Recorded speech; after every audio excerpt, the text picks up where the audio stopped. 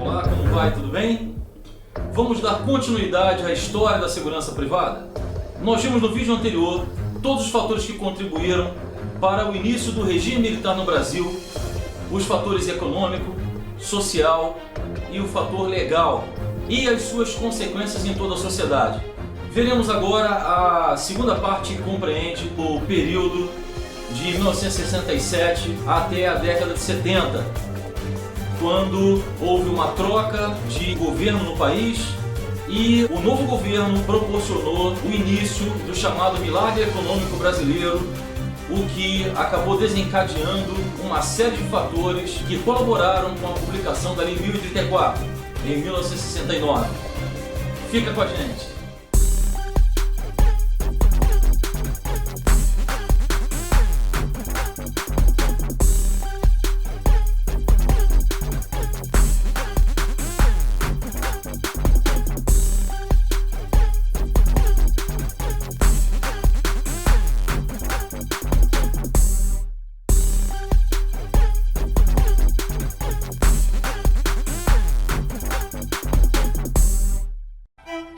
Como nós vimos na primeira parte da história da segurança privada, em 1964 inicia-se o regime militar.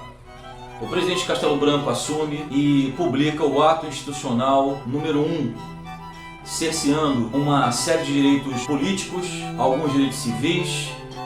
A população fica dividida entre aqueles que não concordam, aqueles que combatem a implementação do comunismo no Brasil, e aqueles que combatem o governo linha dura, um governo militar, um governo conhecido na época como um governo ditatorial.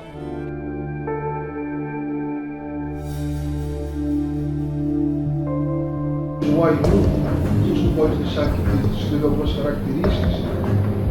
Esse ato, ele estabeleceu a cassação de pelo menos 310 políticos que perderam os seus direitos por pelo menos 10 anos. E mais de 10 mil funcionários ligados ao governo foram exonerados de seus cargos como regime.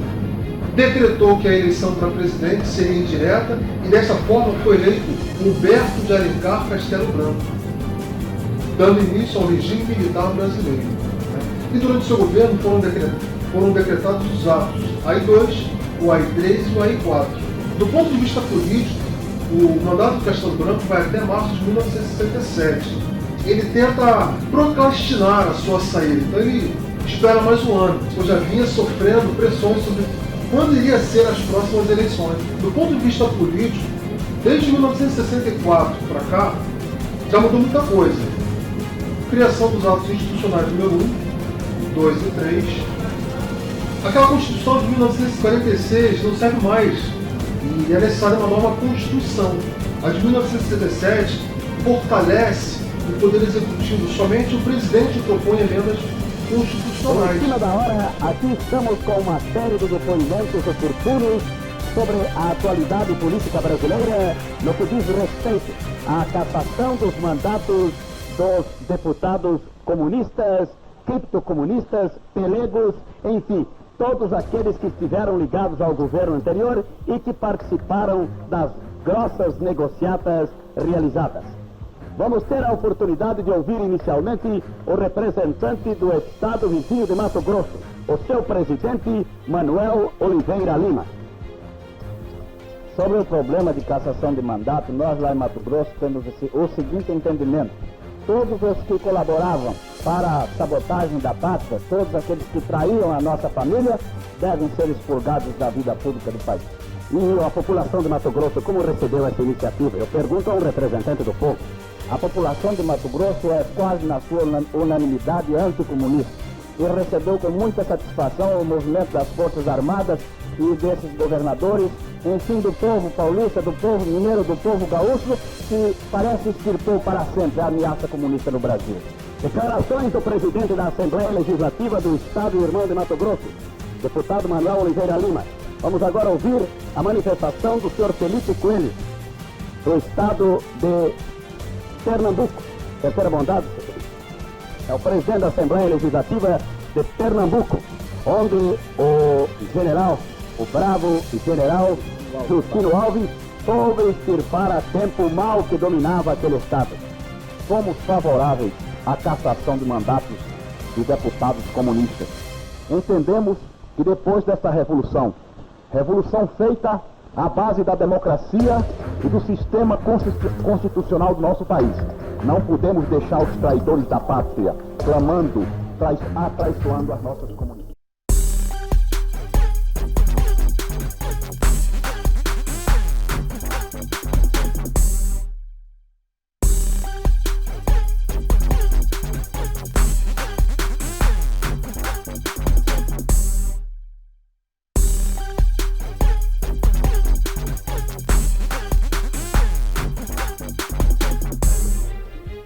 Castelo Branco, um dos caras da Sorbonne, escolhido justamente por ser um pouco mais democrático, foi o primeiro presidente ditador eleito indiretamente. Esse presidente ele tenta um plano, né, de ação econômica do governo chamado FAEG, Plano de Ação Econômica do Governo. Criação do FGTS, Fundo de Garantia por Tempo de Serviço. Eles tinham essa preocupação. Né? E também, na época desse presidente, houve a desvalorização monetária. Isso incentivava o empresário norte-americano a vir para o Brasil instalar empresas. O plano de ação econômica do governo, Castelo Branco, estabelecia cortes de gastos, aumento de arrecadação, aumento de impostos, restrição ao crédito, aumento do salário uma vez ao ano. O salário do trabalhador nunca acompanhava a economia. Ele nunca tinha o mesmo poder de compra do que alguns anos atrás.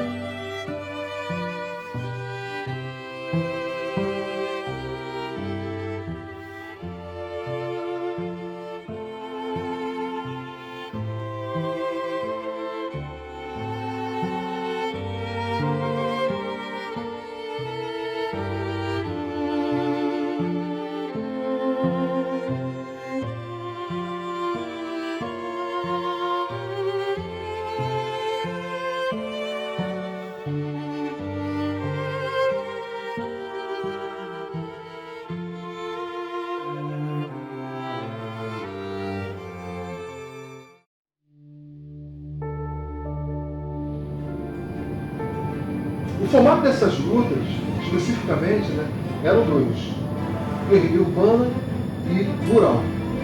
A guerrilha urbana, eles até realizavam atentados contra os quartéis, contra empresários, sobretudo aqueles que financiam o movimento repressor, contra a Fiesp. Eles vão fazer, inclusive, assaltos a banco. Olha só, época de ouro, os assaltos a banco, em 1968. Né? Por que assalto a banco?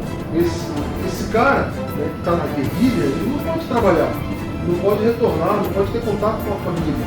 Portanto, ele tem que ter alguma forma de se manter. A guerrilha rural, por exemplo, não teve tanto sucesso. Né? Eles foram tremendamente rechaçados pelo exército. O movimento revolucionário iniciou uma onda de assaltos a bancos e supermercados no Brasil. Os primeiros assaltos eram chamados de expropriação bancária, assim como nos assaltos praticados pelo movimento bolchevista na União Soviética em 1907, com a participação dos comunistas Vladimir Lenin, Joseph Stalin e Alexander Bogdanov.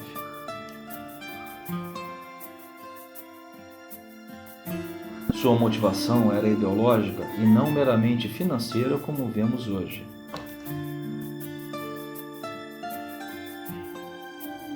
No dia 27 de janeiro de 1965, São Paulo conhecia seu primeiro grande assalto a banco. O alvo foi o Banco Moreira Salles, no mesmo prédio onde hoje está o Itaú, na Praça do Patriarca. Uma caminhonete que transportava o dinheiro da instituição foi abordada nos arredores do edifício. Boa parte do dinheiro seria recuperada e a quadrilha responsável pela ação acabaria sendo presa. Houve tiroteio, um funcionário foi morto. Em um jipe, a quadrilha fugiu levando 500 milhões de cruzeiros roubados, dinheiro suficiente na época para comprar 125 Fuscas. Nos anos seguintes, esse tipo de crime começou a ficar mais comum.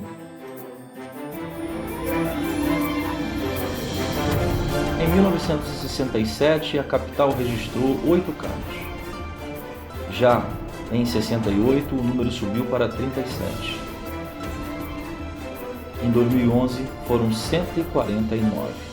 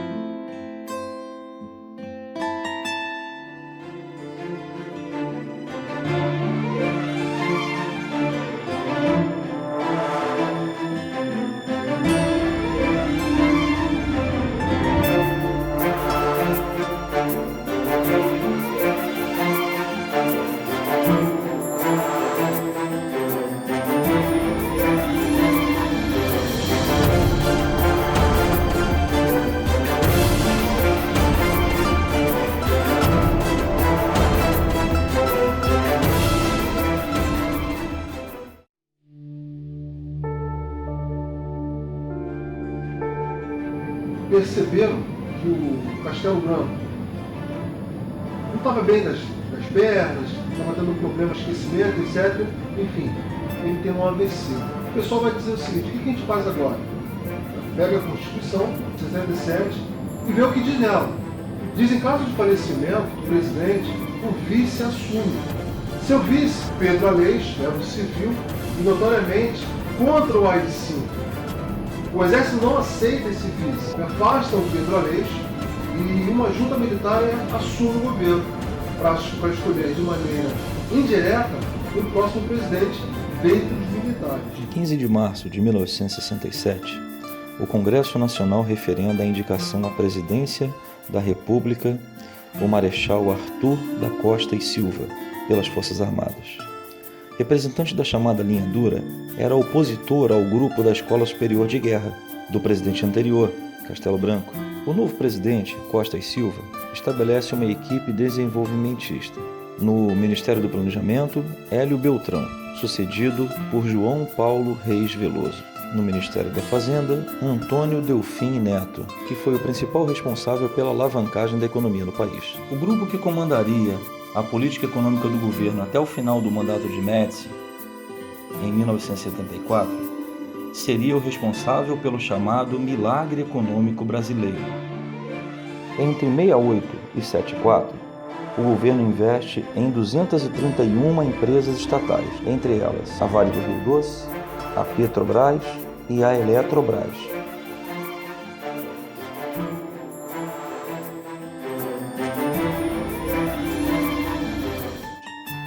Este período foi marcado pela criação de monopólio em áreas críticas do governo, tais como a economia e o planejamento. Entre 1967 e 1969, então, o Brasil já caminhava com uma estrutura econômica financeira diferenciada. Uma estrutura que possibilitava o crescimento do país, com inúmeras empresas estatais sendo fundadas na tentativa de preservar os bens essenciais da nossa nação, como, por exemplo, o minério, a extração do petróleo, entre outras coisas. E a parte financeira era blindada. Blindada de que forma?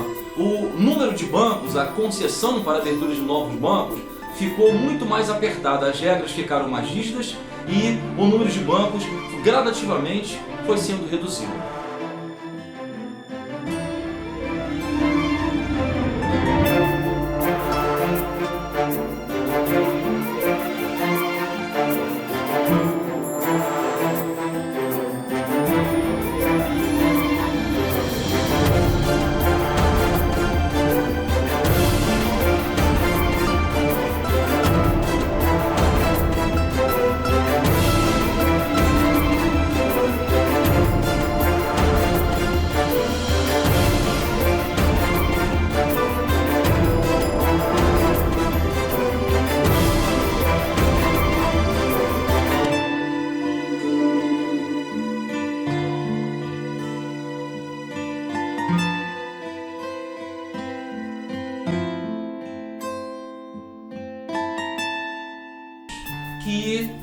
ambientes social, econômico e jurídico, o ambiente legislativo, estão interagindo o tempo todo.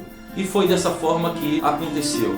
O país iniciou uma fase muito positiva na economia, com obras novas, construções promovidas pelo governo por todos os cantos. A questão do desemprego caiu, a inflação acompanhou isso e iniciava-se a partir de 1969 o período chamado de milagre econômico brasileiro.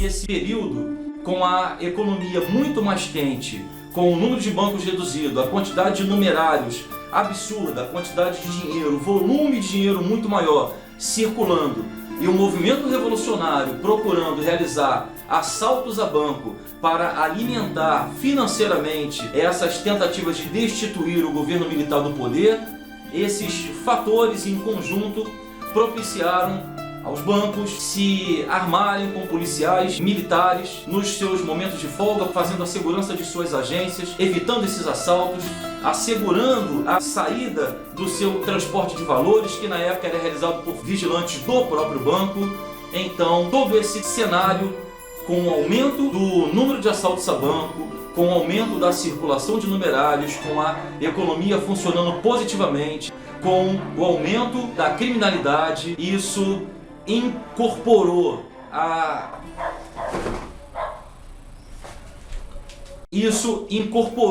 segurança privada, fez com que essa força paramilitar crescesse de forma descontrolada. Ainda não existia uma legislação específica que conseguisse regulamentar esse segmento, colocar regras. Quem está entrando no segmento? Quem pode trabalhar nesse segmento? Quais são as empresas, os tipos de instituição que podem atuar nesse segmento? Qual será o alvo dessa proteção? Ainda não existiam regras, mas existia uma grande quantidade de pessoas armadas atuando na segurança dos estabelecimentos financeiros.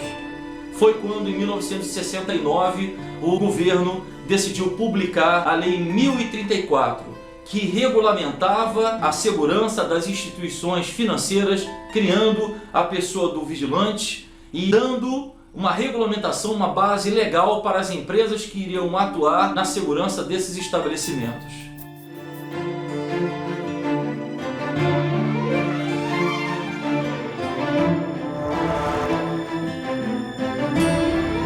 Em seu artigo 1º, ela afirma que é vedado o funcionamento de qualquer estabelecimento que não possua dispositivo de segurança contra saques, assaltos ou roubos. Em princípio, a Lei 1034 era voltada apenas para estabelecimentos financeiros. Veja o texto a seguir. Diz o texto que a lei dispõe sobre medidas de segurança para instituições bancárias, caixas econômicas e cooperativas de crédito e dá outras providências. Tais dispositivos de segurança consistirão em vigilância ostensiva realizada por serviço de guarda, composto de elementos sem antecedentes criminais. A lei cita os elementos que realizarão serviços de guarda. Daí vem o nome guarda de segurança.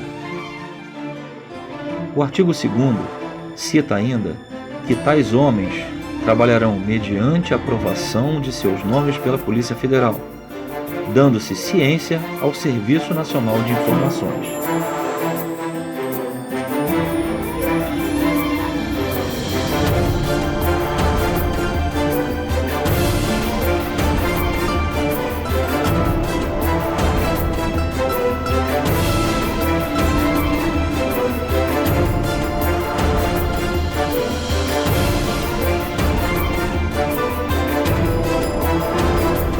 O artigo 4º diz assim: os estabelecimentos manterão a seu serviço, admitidos diretamente ou contratados por intermédio de empresas, os elementos necessários à vigilância, dando reconhecimento às empresas que prestam serviços de segurança.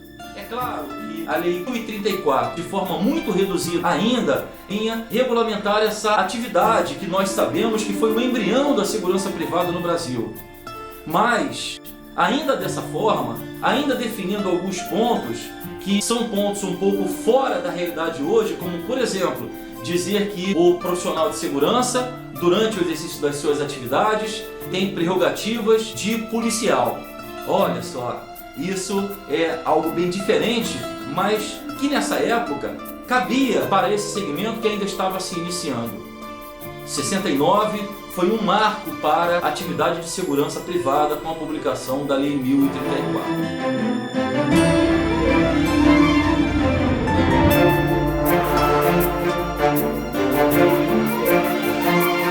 No próximo vídeo, falaremos sobre a década de 70 e os fatores que contribuíram para o crescimento da segurança privada no Brasil. E aí, o que você achou? Eu espero que você tenha gostado desse vídeo. Espero também que você faça um bom aproveitamento desse material. Não esquece de se inscrever no nosso canal, de clicar no sininho de notificações para que você seja informado a cada vídeo novo que publicarmos e de deixar o seu like. Afinal de contas, com o seu like, o nosso vídeo sobe na classificação geral da plataforma. Forte abraço, fique com Deus!